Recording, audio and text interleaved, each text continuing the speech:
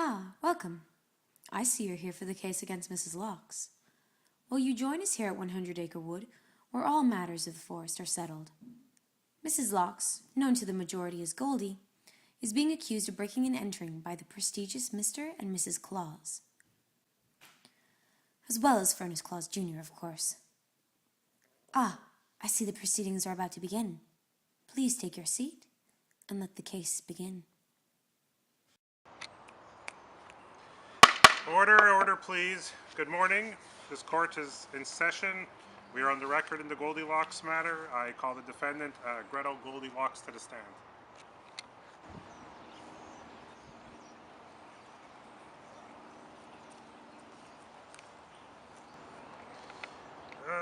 Miss Locke, you are charged with breaking and entering into the house of the Claus family on the afternoon of November 14th, 2012.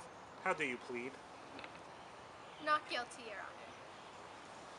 Very well, Miss Locks, please tell us your story. Members of the jury, please listen very closely.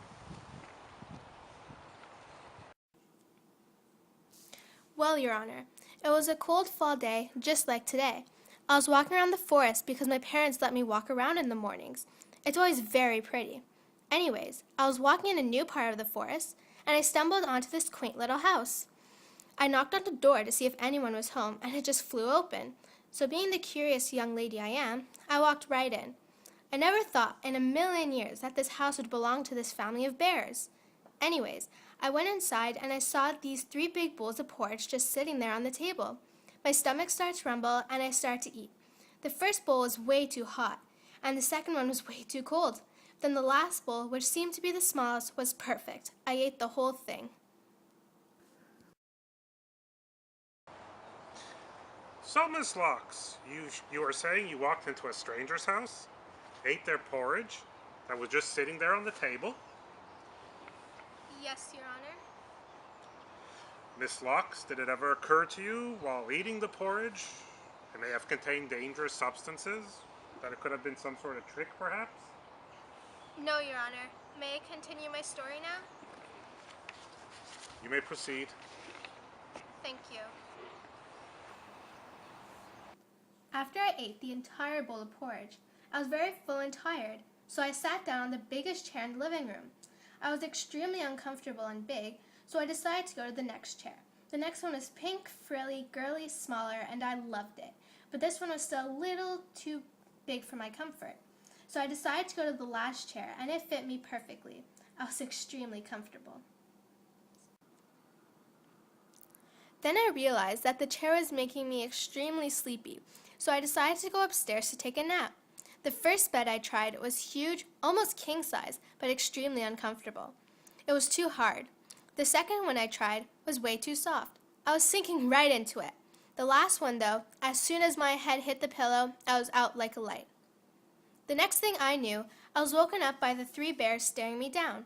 I decided to get out of there as quickly as possible. I never went back to their house. That's my story. Thank you, Miss Locks. Claus family, it's your turn to tell us your story.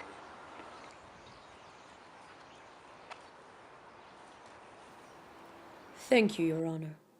Just like Mrs. Locke stated before, it was a wonderful fall day. My family and I decided to spend a nice quiet day together. We all slept in late that morning, so we ate breakfast late as well. That morning, we decided to have porridge. I think we boiled our water too hot because our meal was inedible at the time. We decided to leave it on the table and go for a lovely morning walk. Living in the middle of the forest, we don't have a key for our house because people rarely venture near us, so we left. We walked all around the forest. When we got home, something was off. The door was half open, and we've never done that before. That's when we realized something was wrong. When we walked into the kitchen, we found that my porridge bowl had a big spoonful taken out of it, and so had my wife's. The one that really shook us, though, was that our little cub's porridge was completely gone. I went to go sit in the living room to think things over. When I got there, it was a sight to see. Mrs. Claus and my chairs were overturned, yet our cub's chair was completely fine. I was getting extremely curious by that point. That's when I heard the sounds coming up from the bedroom. We walked in, and Goldilocks was sleeping in our son's bed. She was murmuring in her sleep. I couldn't believe my eyes. A young lady was sleeping in my boy's bed. I did what anyone would have done in that case. Wake him up and tell him to get the hell out.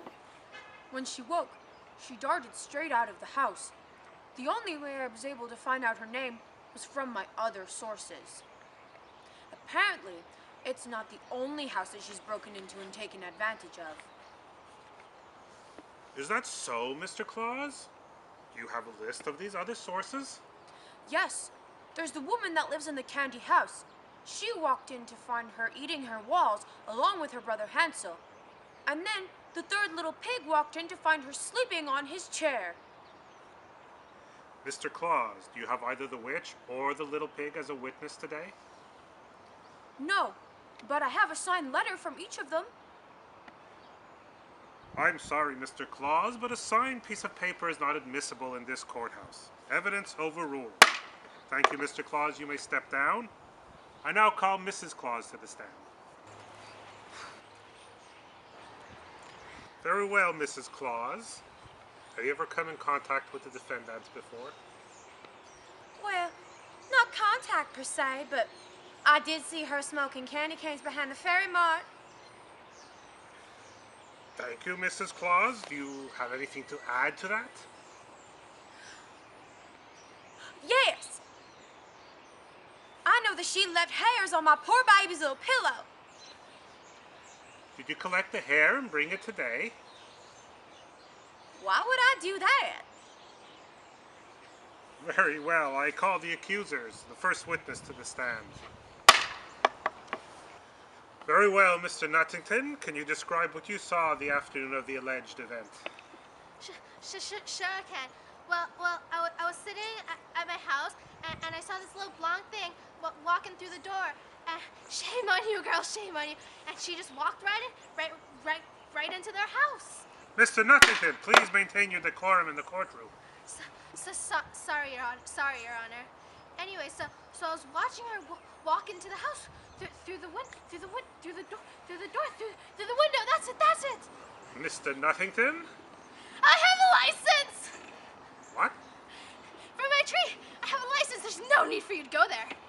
Mr. Nuttington? I sold Goldilocks the candy canes. I can't do this anymore.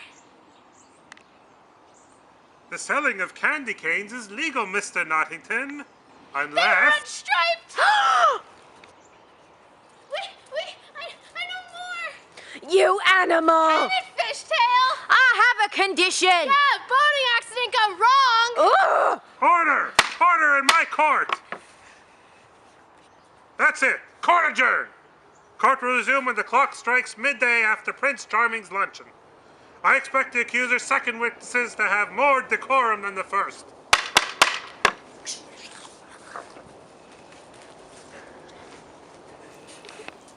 Well, ladies and gentlemen, that's all the coverage we have time for here at the 100 Acre Wood.